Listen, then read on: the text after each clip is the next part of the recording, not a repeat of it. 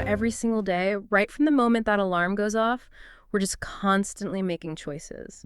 Do I hit snooze? Do I leap out of bed? Right. Coffee, tea, what am I going to wear today? Small stuff, yeah. Yeah, they seem tiny, these little micro decisions, but they really do add up. They shape our mood, our whole day, really. Absolutely. And then you've got the big ones. Oh, yeah. Career moves, relationships, where you're going to live. Should I take that big risk or, play it safe? Our lives are just built on those choices. Yeah. Literally. Exactly. Okay, so let's unpack this a bit. Today we're doing a deep dive into a really fascinating piece by RuiEnglish called The Power of Choice, How Decision-Making Shapes Our Lives. Nice. And look, this isn't just about, how we decide things. It's digging deeper. It's seeing choice itself as something you can actually learn, a skill, even a competency that really impacts our well-being, our success. It's a fresh perspective. Yeah, hopefully giving you a new look at the agency you really have. And what really struck me is how RuiEnglish frames it. Choice isn't just an action you take now and then. No. No, it's like the actual architecture of a good life.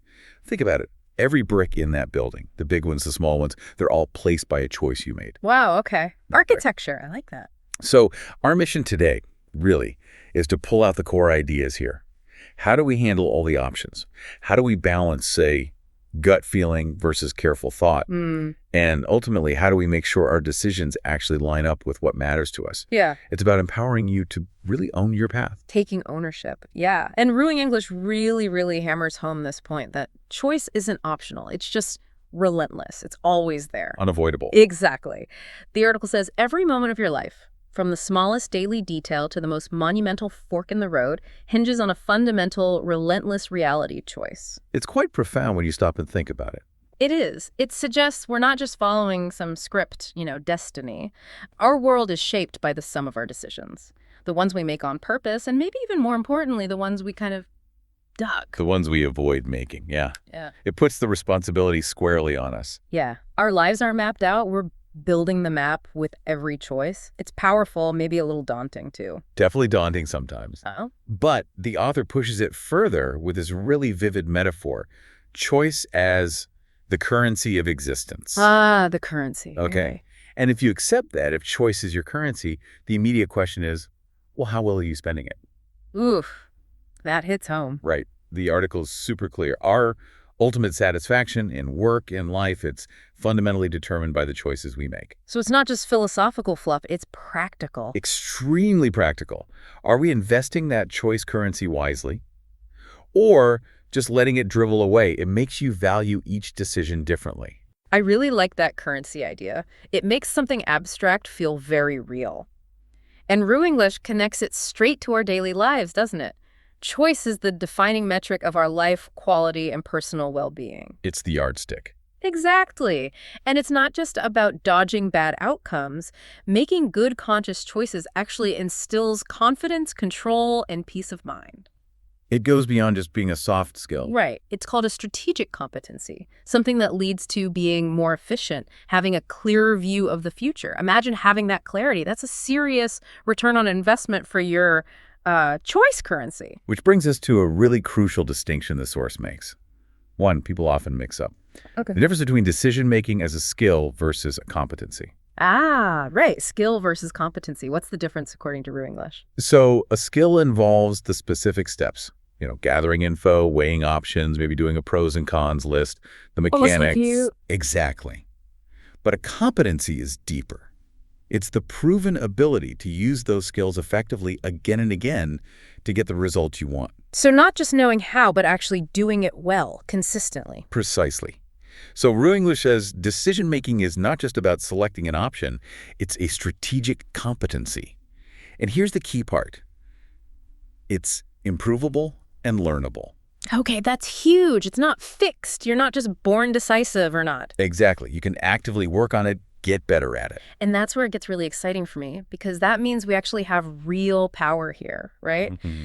The source says our ability to select a path, aligning that choice with our personal vision and values, is the very engine that moves our lives forward. The engine. So thinking of it like an engine, It's not fixed. We can tune it up. We can maintain it. We can learn to drive it better towards where we want to go. We're not just passengers. We are the drivers, unequivocally.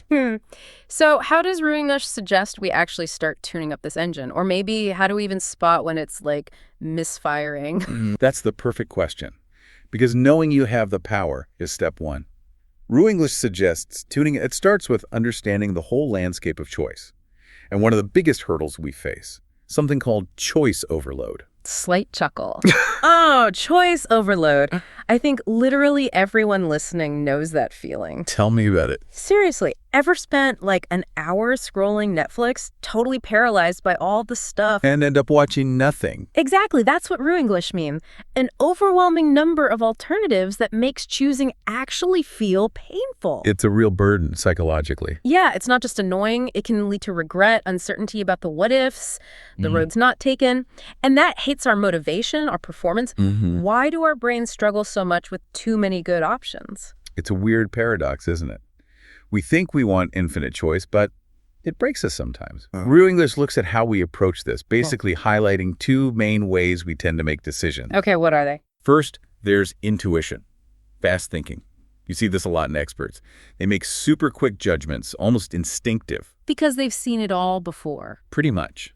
They're rapidly recognizing patterns from experience, using those cognitive shortcuts that fast thinking Daniel Kahneman talked about, like an experienced doctor diagnosing a patient almost instantly. Right, processing information at lightning speed. It looks like magic, but it's built on years of experience. Exactly. It's pattern recognition honed over time. Then on the flip side, you have analysis, slow thinking. The deliberate approach. Yeah. This is what people with less experience often need, or when you face something totally new, you have to slow down, gather data, weigh pros and cons carefully, think methodically. Like figuring out a complex budget for the first time. Lots of spreadsheets. You got it. But here's the really key thing RuiEnglish stresses. It doesn't matter if it's fast or slow, intuition or analysis. The goal remains the same, to integrate knowledge and experience, to constantly refine how we handle the complexities. So it's about balance, knowing when to trust your gut and when to hit the brakes and think it through. Precisely. It's about having both tools in your toolkit and knowing which one fits the situation. Okay, that makes a lot of sense. So how do we get better at integrating that knowledge and experience? How do we move past just being overwhelmed and start making choices that are truly intentional? Well, RuiEnglish says that to make sure our choices really boost our well-being, improve our lives, we have to be deliberate, intentional about the process. Okay, and what does that look like? It means consciously aligning every choice, big or small, with your core values and your goals, both short-term and long-term. So not just what feels good now, but what actually gets you closer to the life you want. Exactly. And the source gives us some pretty practical steps for this. Good, let's hear them. It talks about the discipline to ponder the potential outcomes of each available option. Yeah. Not just a quick glance, but really thinking through the what-ifs. Visualizing consequences. Yeah. And related to that, the need to take the necessary time to process information thoroughly. Sometimes the best move is to step back, sleep on it. Let your subconscious chew on it. Don't rush. Be deliberate, not impulsive. Okay. And here's something fascinating. The direct link made between good decision-making and health. Health. How so? RuiEnglish notes that wise decision-making is empowered by investing in our health. Things like a balanced diet, exercise, even mindfulness and self-reflection, they sharpen your mental clarity. So taking care of yourself literally makes you a better decision maker. That's the argument. It's foundational, not just a nice extra. And one more thing. Well, getting advice from people you trust is often smart. The article is firm. The ultimate responsibility and power of the final decision remains ours. You own the choice. You formed autonomy. I like that. That idea of personal responsibility feels really central here. And it connects back to the author's background too, right? Integrating this into teaching. Yeah. RuiEnglish has a background as an English language coach, interpreter, psychoanalyst, and has actually built decision-making strategies into language courses, EFL, ESL, ESP.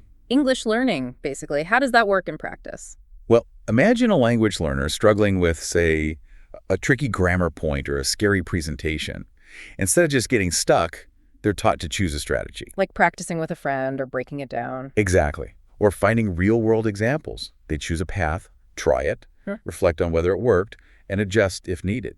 They're applying decision-making to their learning. Ah, I see. So it fosters that self-awareness early on. Right. It promotes personal responsibility and life competencies. It Mm. teaches them to handle uncertainty, make clear choices within their learning, and that builds resilience, leads to success not just in English, but as a life skill. Building that mindset from the start makes sense. Every little learning choice adds up. So wrapping this up, what's the big takeaway for you listening right now?